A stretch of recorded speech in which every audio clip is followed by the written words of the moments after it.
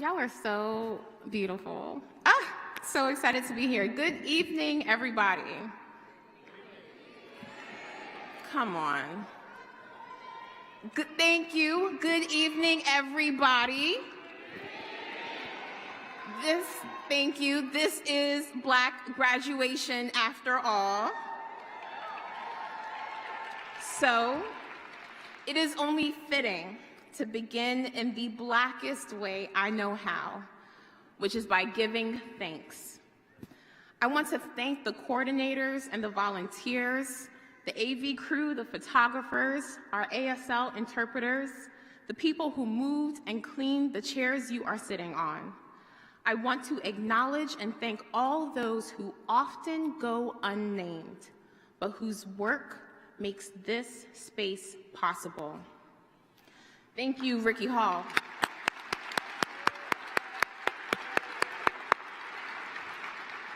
The Office of Minority Affairs and Diversity, the Black Grad Committee Chair, Kaylin Garrett, and Co-Chair, Paul Metellus. Thank you to everyone, past and present, who over the years have continued and expanded the vision of Black graduation at the University of Washington. So I was told that UW's first Black graduation in 1997 was held at a local church off campus. This, I believe, is only the third year Black graduation has been held on campus, and it's first in this arena.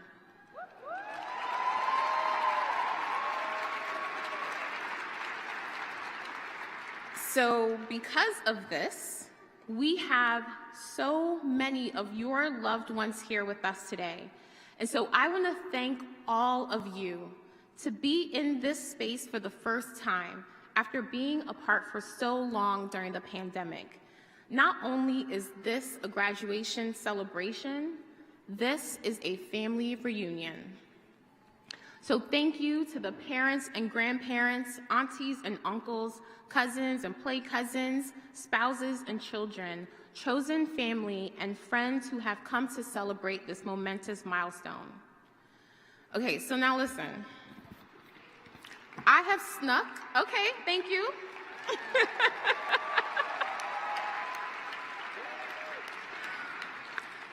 All right, so I have definitely snuck into a fair number of graduation ceremonies in my time, so truth be told, I know that if they tried to limit your crew to only 2 tickets, y'all would have been here regardless.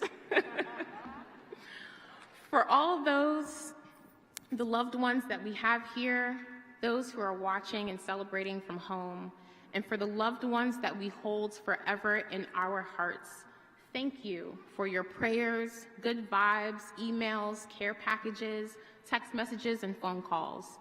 Thank you for your love, your comfort, your determination to encourage your graduates to reach their goals. And of course, to the class of 2023.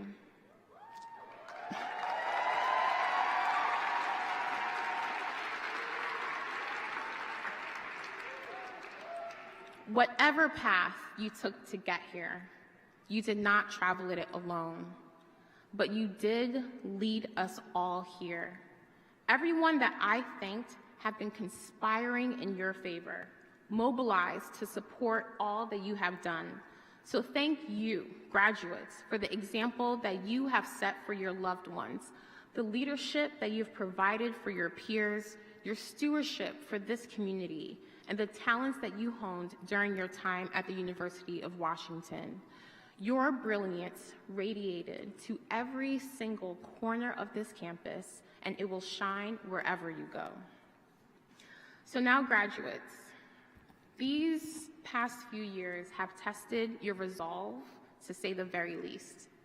Your time at UW may not have been what you expected. Remote learning, hybrid classrooms, canceled plans, the persistent grief of racial violence, absurd debates about our own existence and survival.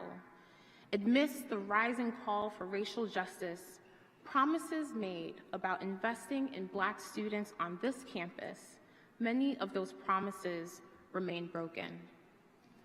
You deserve more than what you got.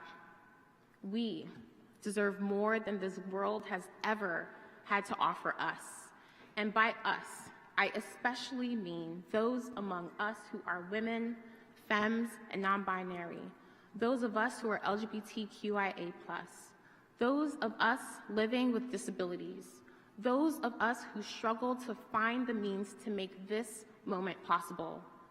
The road to get here was harder than it should have been, harder than you deserved it to be, and harder than what the American dream promised. And still, this world is hell-bent on fooling us into believing that we are too much and somehow still not enough. But graduates, you are no fools. Through it all, you chose to invest in your education, your talents, and your community. And you chose to celebrate all of that hard work here with us at Black graduation. Woo! I heard one little whoop, so we gotta encourage the people. And that's what I want to talk about today, choices. The choices you made to be here and the choices you will make for your next steps. Choosing yourself, choosing each other, and choosing the culture. So choose yourself.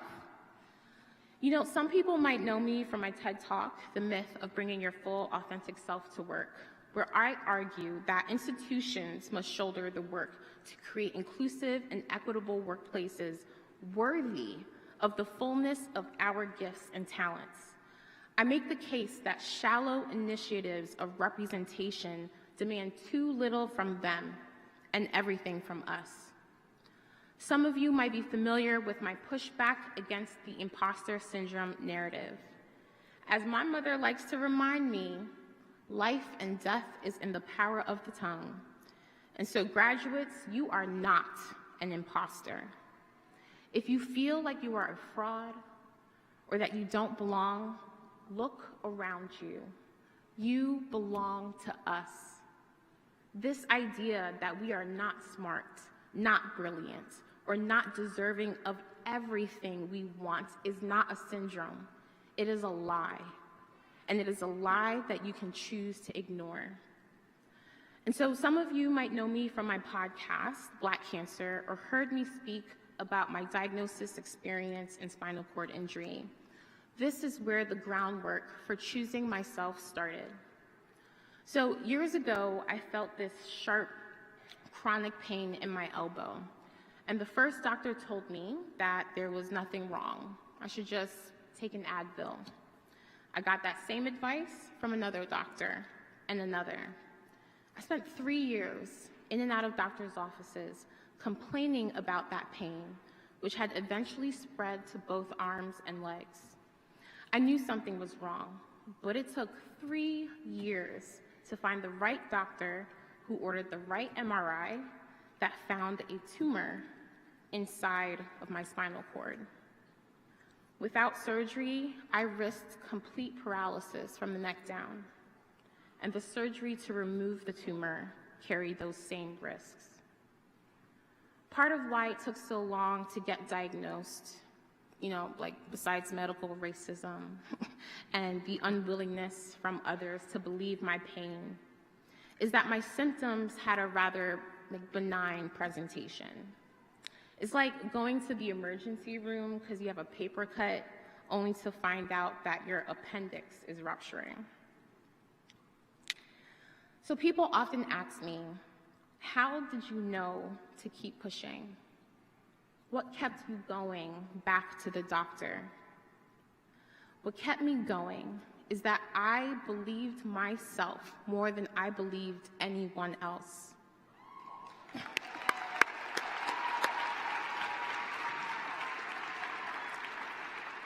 And so to get through the recovery process, relearning how to walk, relearning how to use my hands, relearning how to manage chronic pain, I also learned to believe in myself more than anything else. And believing yourself and believing in yourself are the lessons that I keep with me always. And so don't interpret this as some toxic positivity doctrine. Good health outcomes are determined by the same factors good career outcomes are determined by: access, opportunity, money, resources, and a whole lot of luck. The barriers created by structural inequity and racism cannot be overcome by good intentions and positive thoughts. But what it can do is keep you going. Your career most likely will not be linear. And if that weren't hard enough, you will meet people who will tell you that you are too much of this and too little of that. And in doing so, they reveal their inability to see you the way I see you, the way your loved ones see you, the way your peers see you, and the way I know you know to see yourself. Choose yourself. Believe the voice that tells you when something is wrong. Believe in yourself when it's time to pivot. Choose the voice that tells you that you are enough. Audre Lorde once wrote, "If I didn't define myself for myself, I would be crunched into other people's fantasies for me and eaten alive." So take the time to ask yourself, what do I value? What impact do I want to have? For what am I unwilling to sacrifice? In a world that seeks to harden me, what are the ways I can remain soft? What brings me joy? That is how I believe you can tap into what makes you authentic and leverage it to be your guide.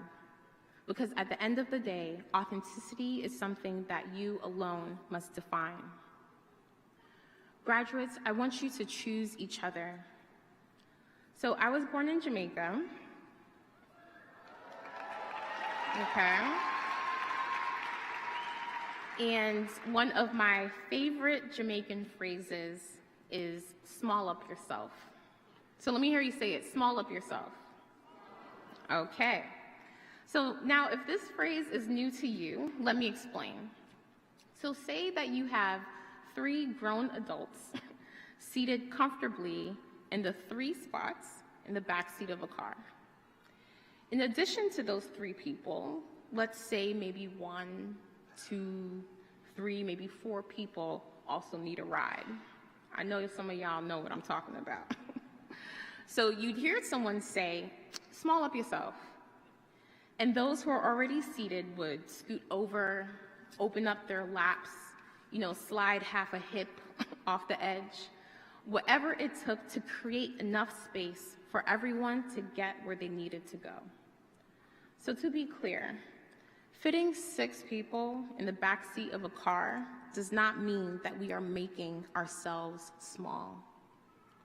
Let's call it spatial creativity. And that's what I love about us. As Black people, we imagine more room where others don't see any room at all. We make space. Thank you.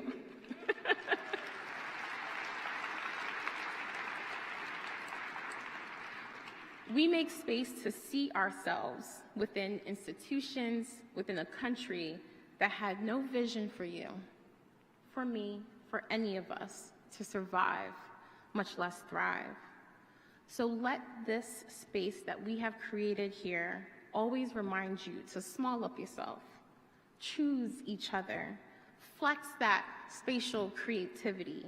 So from here, we can go wherever we need to go together. And finally, graduates, choose the culture. The promise of education is a life with more options. And there is nothing I love to see more than Black people with options. With it, we have more access to the world, and in turn, the world has more access to us. That process naturally also means the world will change us as much as we seek to change it.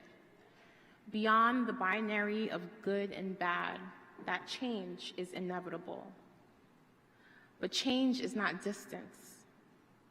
As you take your next steps beyond the safety of this space, stay close to what you love about yourself, what you love about each other, and what you love about the culture.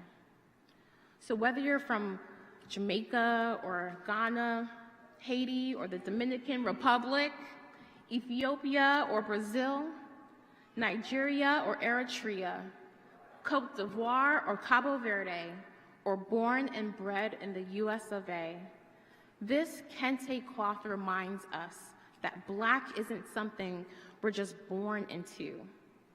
It's a culture we must choose. And that audacity to do it for the culture, to choose the culture, is our people power. The responsibility held in that power can be expressed this way: as the work of planting trees under whose shade we may never sit. All of us here today sit in the shade of trees planted by people we cannot name. We too have our trees to plant, but it is our birthright to enjoy the process of planting trees and tending to our gardens. Those who will come after us will benefit from our labor, yes, but may they also benefit from our joy. You worked hard to get here, and even more hard work lies ahead. But remember, under the shade is where we rest. Stay rested, stay hydrated, stay moisturized. Set boundaries, say no. Learn something new just because.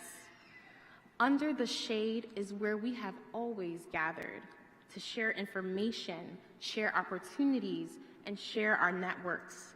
Stay in community with each other. Because when you choose yourself, when you choose each other, and when you choose the culture, nobody can tell you who you are. Black is you, Black is me, Black is culture, and I will root for us and choose us every single time. So thank you so much for having me, and congratulations to the class of 2023.